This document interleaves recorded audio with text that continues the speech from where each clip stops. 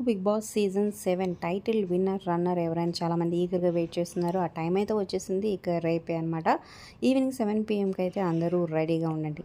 ఇక grand finale జరుగుతూనే ఉందన్నమాట. అప్డేట్స్ వస్తూనే ఉన్నాయి. సో మరొక అప్డేట్ ఏంటంటే చివరిగా ఉన్న అర్జున్ అంటే ఓటింగ్ రిజల్ట్స్లో మనకి అన్అఫీషియల్ చూసుకున్న లాస్ట్లో అర్జున్ ఉన్నాడనమాట. సో ఎలిమినేట్ అయినట్టుగా తెలుస్తుంది.